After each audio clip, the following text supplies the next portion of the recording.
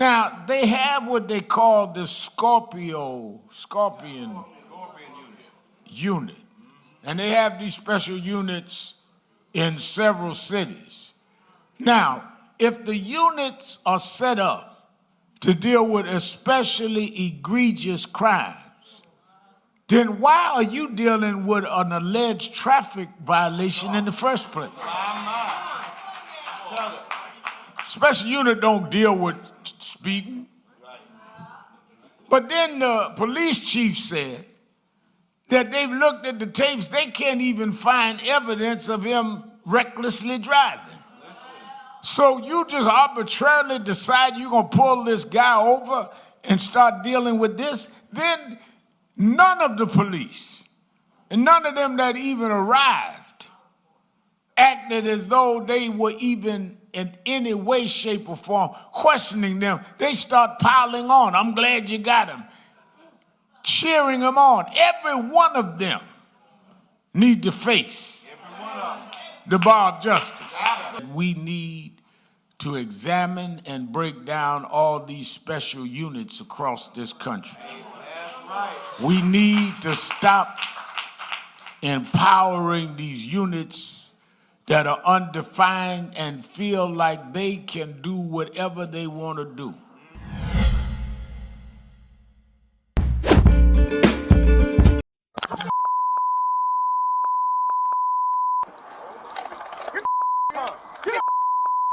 Damn, do anything. Hey, I didn't turn around. All right.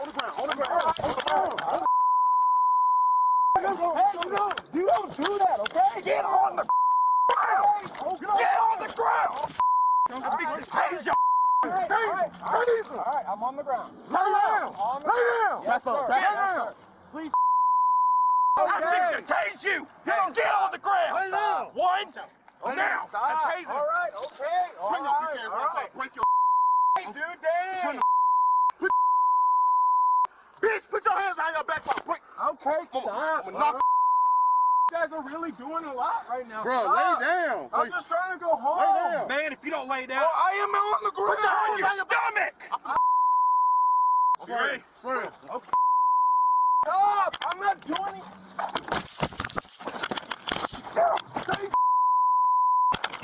Please.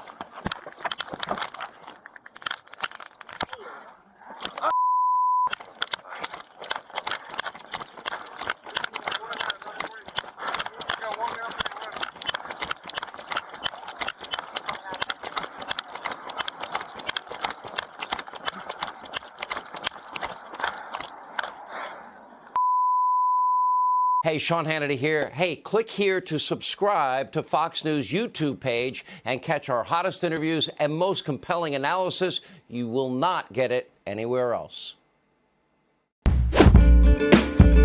We have the second clip now released by the city of Memphis ready to go. We want to give you another warning.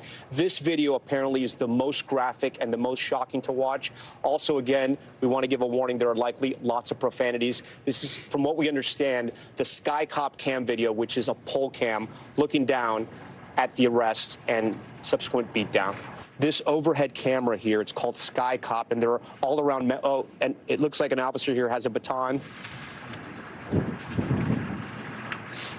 Looks like they're holding him up. Oh, man. The family described this video. They are literally holding him up. Oh. There's some violent punches being thrown. He's literally being held up and beaten with a baton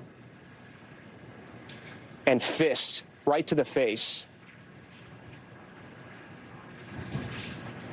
I can count 4 officers on the scene right here. New Zealand's Prime Minister Chris Hipkins has described the flooding in the country's largest city, Auckland, as unprecedented. He's been surveying some of the worst hit areas by helicopter. At least 3 people have died following torrential downpours. More than 100 people have been rescued from flooded cars and homes. While giving an assessment of the situation, Mr Hipkins said New Zealand would have to consider whether its emergency response was adequate to the challenges posed by these new weather patterns. The Met Service has confirmed that yesterday was Auckland's wettest day on record.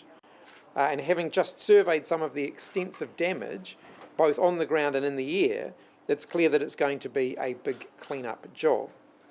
This is an unprecedented event in recent memory. In the aftermath, we will have plenty of time to evaluate the response and ensure that all appropriate actions and communications have occurred in a timely way. But for now, our focus is on making sure that we support Aucklanders through this. Well, meteorologists in New Zealand have said that an entire summer's worth of rain fell in a matter of hours and that the deluge has been forecast to continue over the weekend. The BBC's Em Hashmi has more. Friday's downpour in Auckland shifted houses, stalled traffic and cut power to homes and businesses. Rising floodwaters have left streets and homes swamped. New Zealand's meteorological service issued severe weather warnings as the torrential rain continues to fall. The country's climate science body says Friday was the wettest on record for a number of locations. Events and concerts have been cancelled, such as an Elton John concert expected to be attended by 40,000 fans, cancelled shortly before it was due to start. Other public events planned for the weekend have been called off. Ricardo Mendes March is a New Zealand Green MP who was forced to evacuate his home in Auckland. It goes without saying that we need to have a conversation about how climate change is making these events more frequent and how cities like Auckland are massively underprepared to deal with flooding events, which are going to become more frequent.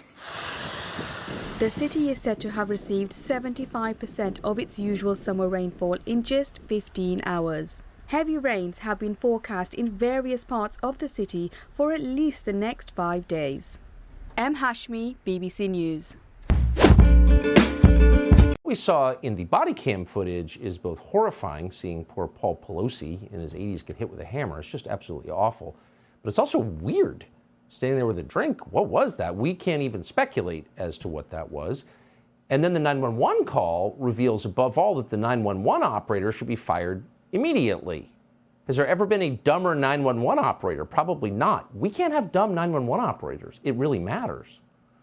But above all, and we hate to defend NBC News, but we just got to be honest, the body cam footage completely vindicates reporting from NBC's Miguel Emeguar back in November. Here's what he reported. Sources familiar with what unfolded in the Pelosi residence now revealing when officers responded to the high-priority call, they were seemingly unaware they'd been called to the home of the Speaker of the House. After a knock and announce, the front door was opened by Mr. Pelosi. The 82-year-old did not immediately declare an emergency or try to leave his home, but instead began walking several feet back into the foyer toward the assailant and away from police. Why Pelosi didn't try to flee or tell responding officers he was in distress is unclear. We still don't know exactly what unfolded between Mr. Pelosi and the suspect for the 30 minutes they were alone inside that house before police arrived. So that's kind of amazing. I mean, the guy was just doing his job. He clearly talked to someone who saw the body cam footage. Now we can see the body cam footage, and we know he was basically right. That's what it showed.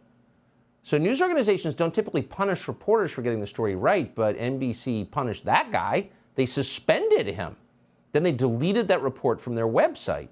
We asked NBC today, why would they do that? But they did not respond. Of course, we already know the answer, which is that body cam footage, whatever else it proves, and once again, we're not exactly sure what it proves, it definitely puts a crimp in their preferred story, which was that the Pelosi household was invaded by QAnon activists or something, or this was some right-wing militia attack on the Speaker of the House's husband.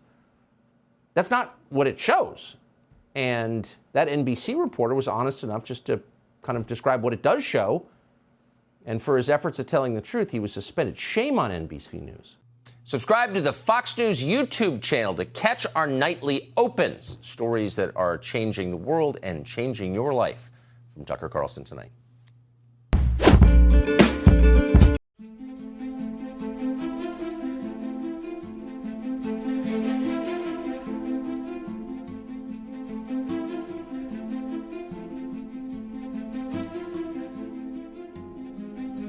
This is absolutely horrific.